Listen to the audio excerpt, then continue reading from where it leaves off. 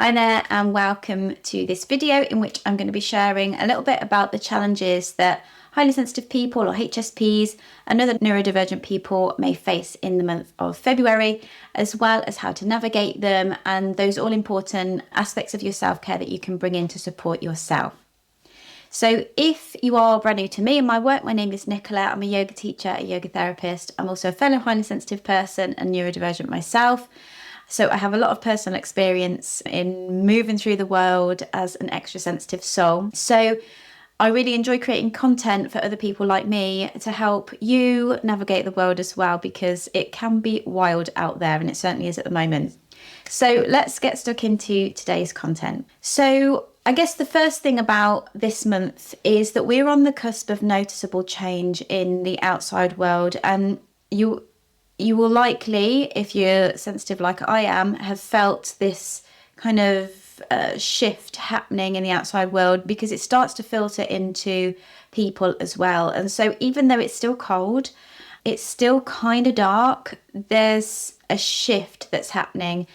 And this is natural. But of course, if you're extra sensitive, change can be quite tricky and it can make us quite tired. And also, on the same sort of topic is that the modern world often wants us to transition through this shift into the spring a lot faster than probably we in our sensitive bodies can manage. And we can feel a bit sluggish, we can have a lot of fatigue, and little things can crop up. So when we're extra tired, when we are feeling the shift and the change and our bodies are perhaps struggling to adapt at the pace that the modern world wants us to go, that can jiggle the kind of things that crop up, like maybe some eczema or maybe irritable bowel, or I don't know, whatever your thing is in your physical body, it can jiggle that a little bit. So those things might crop up.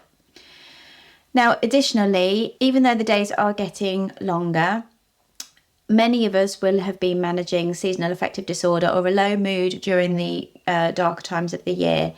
And I personally find that February is probably one of the most challenging months, because we're just so thirsty for some sunshine and some warmth and for lighter times. And it's possible that this has been more the case this year at the time of recording, because world events, etc., which I'll come on to in a moment, are so heavy that the darker time of the year may have felt even more oppressive.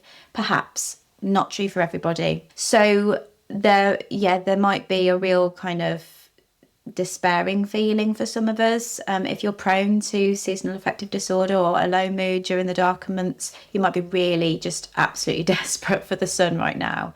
And then this leads me on to, the current world events, if you like, that will be feeling quite heavy, and we might be feeling quite emotionally fatigued from the news and things like that. So there's that going on. And just generally, there might be a little bit of extra emotional intensity because of world events, but also just on a more basic level, we have Valentine's Day in February, which can raise issues in current relationships or just maybe trigger some feelings from past ones too.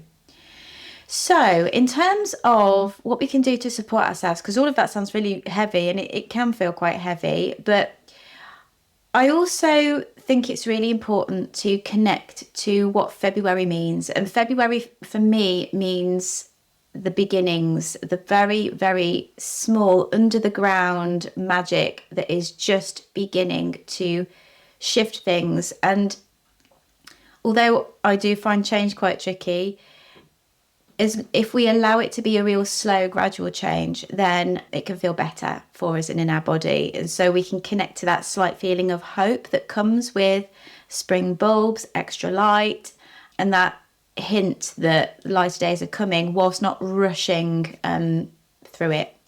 So my first suggestion, which I say often most months, is rest. It is technically still winter. Please rest. If that looks for you like having a nap, then have a nap. If it looks like going for a walk, going for a walk. There's lots of different types of rest. There's mental rest, physical rest, emotional rest, spiritual rest, all kinds of different rest. If it means getting your colouring book out and doing that, just get as much in as you can. For me personally at the moment, I am just getting as many naps in as I can, as well as getting my journal out and just doing a lot of writing and self-reflection. Which leads me to my second point, which is lean into the quiet of this month. It's still quiet out there in nature, and it's really important that we have these moments of quiet, as I mentioned last month, so that we can really connect to ourselves, what's important to us, and so any plans that we make moving forward feel really comfortable and aligned and congruent for us. Which then leads me to my third one, which is if there's anything in you or anything going on for you at the moment that feels uncomfortable, just notice what it is rather than kind of trying to pop it to one side. Just notice where in your body it feels uncomfortable and what that might be trying to tell you. Perhaps it's the very beginning underground seeds of change that are just beginning to rumble. Notice it, because then that may help inform you of anything that you need to change or adapt or prepare for.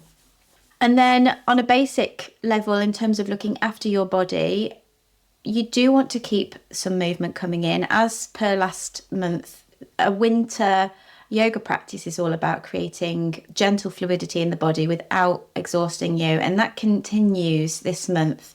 Allow any movement practices you do to be a way to connect to your body, and that which just doesn't exhaust you. It instead fuels your battery, if you like, fills your cup, fills your battery. And then finally, really important, go outside, wrap up if you need to, and look for the small signs and connect to that feeling of hope and towards the lighter days without feeling the pressure to get going. There is no rush. Nature never rushes, and still everything gets done, and we can embody that and by doing the same. So that's it from me this month. If you enjoyed this video, please give it a thumbs up. Consider sharing it with anyone who may enjoy these little reminders.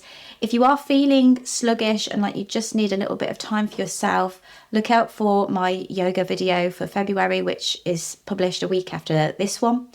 If you're wanting even more support and you want to feel really nourished as a sensitive person and kind of held, then I would love for you to join my membership space, which is an affordable, easily accessible way to access therapeutic yoga, recorded relaxations, meditations. I have a self-care workbook to help guide you through each month.